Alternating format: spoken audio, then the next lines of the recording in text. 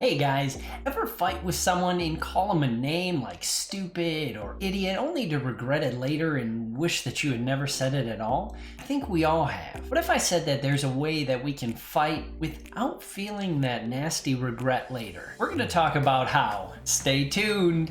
I'm the CEO, it's Mega Chop, you already know. Hey guys, I'm so happy to be talking to you about rules for healthy fighting today. And if you want an opportunity to talk to me live about this after you watch this video, feel free. I'm live Monday, Wednesday, and Friday nights over on twitch.tv/MegaChopCEO. So we've all felt that regret after being in a fight with somebody that just weighs down and feels like it goes down into our stomach. I mean, I speak from experience. I've got a size 13 mouth from sticking my foot in my mouth so much. So a lot of this that I'm going to be talking about comes from personal experience in learning how to handle fights in a healthy manner. So my ultimate goal with this is to help you avoid that feeling of regret and also help your loved ones avoid those feelings of heartache from hearing things that hurt. It's really to help both sides. So many of us view fighting as a one versus one,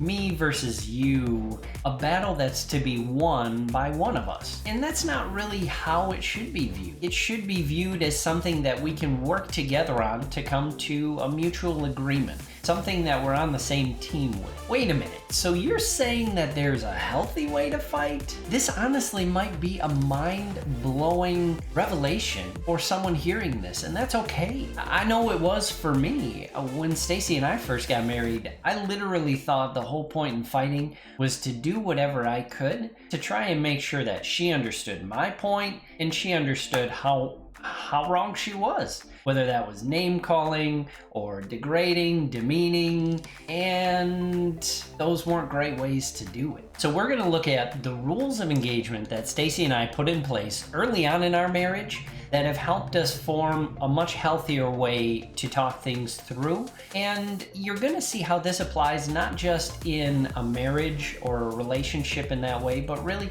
to all relationships that we interact with. And once we go through our rules of engagement, I'm going to cover what it looks like. How do you actually put this into play outside of just having rules? So the first rule that we set in place is name calling. That's off the table. Like we're not going to name call. Why? Because think about it. If someone calls you a jerk or a loser, you instantly think of all the reasons why you're not, and you're going to respond to let them know how wrong they are, and quite frequently, you're going to let them know why they are really the jerk. So it takes us, when we go to name calling, typically into a defensive and ultimately aggressive stance. And that's not going to get us to the right spot. The second rule of engagement is no degrading. So many times in a relationship, we spend all this time building the other one up so that we can grow together, that we can improve, that we can make it to the ultimate goal or destination together. And building someone up, you can look at putting one brick on that stack with one compliment. It only takes one degrading comment to blow all that down. And look at all the time that it took to build them up to wherever they were at, and now you just tear it all down with one comment. 3 seconds, one phrase, and you just destroyed all that hard work. It's gonna take a long time to build that back up to where it was again. And number 3, no silent treatments. You know, when you get into a fight and you feel like you're losing that battle and you're losing control over what's going on, an easy way is to just close down, not say anything, and intentionally decide, I'm not going to talk, and I eventually will win. Because you're stubborn enough to not say anything until the other person finally caves and they're like, okay, I give up. You were right. I was wrong. I'm terrible. You're great. It's not going to get us where we need to go. Rule number 4, no yelling. Ultimately, yelling is a sign of, hey, they're not hearing me. I'm not getting my point across. I'm going to say it louder, and clearly by increasing my volume, they're going to understand a lot better. It It's usually also a sign of a loss of control. I'm not controlling this the way I need to, so let's get louder. It really is losing more control over what you're doing, and typically is going to cause one of two responses. Either the other person has a similar fight or flight response, and they're going to respond with more fight, which means yelling, probably louder yelling, and it's going to go back and forth like that. Or there's someone who has more of a flight response, and it's really just going to shut them down, and they're going to stop communicating or communicating properly. The sub point that I would say to no yelling that went hand in hand for us early in marriage was no swearing. We found out that swearing caused an even more elevated emotion. There was higher emotions that caused us to revert to the swearing. So for us, we said, okay, we need to just take that off the table. If we're in a disagreement, if we're in a fight, we're not going to swear. That escalates us in an increasing manner. Rule number 5, no interrupting. Interrupting automatically tells the person that I'm not really listening to everything that you have to say. I'm not taking it in. I'm hearing enough that I can say, you know what? I don't want to hear more. Here's what I've got to say. It also lets them know that their words are not valuable to you. What you have to say is more important, more valuable than what they have to say. So this rule set is certainly not all encompassing. There could be more rules to this. This for us was the foundational 5 rules that really made a difference, that really mattered. There were some extras in there, but I would say for most people, these are going to be at least 5 foundational rules that are critically important to making sure that we get to a better, healthier spot in our relationship, that we manage conflict in a much healthier way in all relationships. Okay, so we said going into this that we were going to cover the rules and then we were going to cover how to do it, because really the rules help tell us what not to do, but they don't fully tell us what to do. So we need to give you some more helpful information here on the path to go.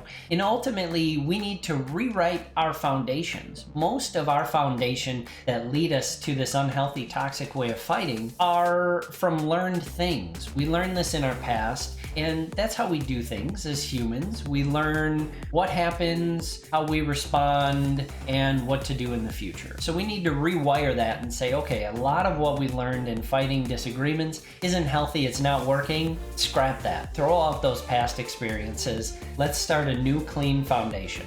So on our new clean foundation, most of these disagreements that we're going to have come from misunderstandings. Someone said something intending this message, and because of body language or tone, you got something completely different out of that, and it causes you to respond emotionally. So many of these times, someone's communicating a message buried under layers. So their true message is here, but over the years, layers have built on that, and so they say this. And this probably sounds more irrational than it does rational, and it would cause us to respond again, usually in a more irrational way.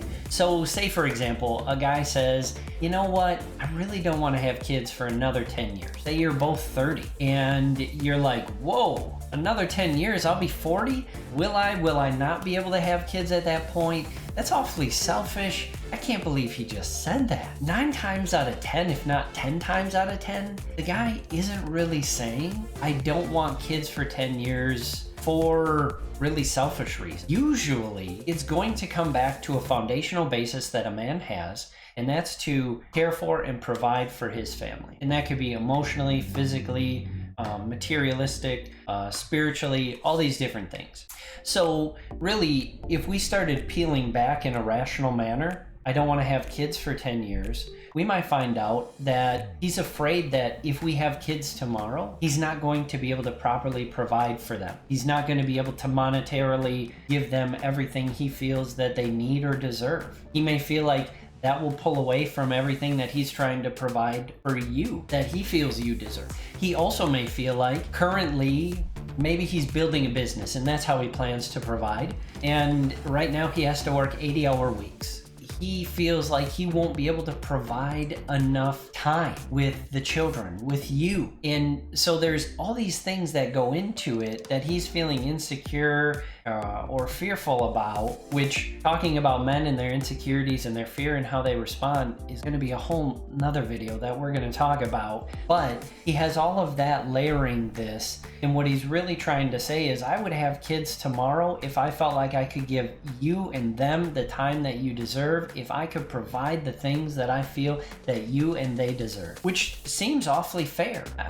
I would certainly hope that's how he feels. So when you hear this and you're saying, okay, I'm not supposed to respond emotionally, how do I respond then? So take a second and probably take some deep breaths. Get yourself grounded to a point where your emotions aren't initially where they were at. Bring them down a little. That way we can respond in a more rational way. I'm just using this as a random example. This goes for men, women, all across the board. This isn't specifically trying to target women in their responses, because men struggle in their responses absolutely as well. So if you take that moment and you ground yourself and you say, when you say you want to wait 10 years to have kids, that makes me feel sad. I mean, I can't wait to have kids. I really want to have kids. That is a way to respond that he can't say, no, you don't feel that way, right? Because that's how you feel. You're telling him the inner emotions, your inner thoughts, your inner workings. You're bringing that out and you're sharing that. You're being vulnerable. Now, if you said, wow, you're a selfish jerk, there's a lot that he can respond and debate on that, right? So from the standpoint of saying, hey, this is how you make me feel, and you can start talking through that. So he can take a step back and see things from your perspective and say, man, I never thought about it like that. And he can respond. And this is going to create the healthy dialogue between the two of you that you're ultimately going to want to have to come to a healthy resolution. So now you've talked about it and you have insight that, okay, he really does want to be a dad, but he wants to be a present dad. He wants to be able to provide. He wants to be there and plugged in. It's not coming from an unhealthy standpoint that he's wanting to hold off. It's coming actually from a very healthy standpoint. So as you talk about this, maybe you can bring that down to 5 years or maybe even sooner, but you're able to hear each other out. Ultimately, the importance behind this is building a positive and healthy relationship. You're continuing that foundation to grow in the right direction. And the more we handle situations, conflicts, and issues with this same approach, the better it's going to be as you continue to build towards your future. Really, in summary, what I would say for everyone, the takeaway, the actionable steps that you can put into place are when somebody says something that triggers a high emotion and you really want to respond knee-jerk right off the top of your head, stop. Take a deep breath. Take a few deep breaths. And even if you need, sometimes there could be such high emotions that you need a bit of time to process. Say, yeah, I want to talk about this, we need to talk about this, but I'm gonna need some time because it means a lot to me. It may take some time for both sides to be okay with that space, but that's something that we want to work towards so that we can have that healthy dialogue and build towards healthy resolution. So take that time, take those deep breaths, whatever that is, and then express how that makes you feel, why that makes you feel that way. This is going to help you not only help the person on the other side understand you better,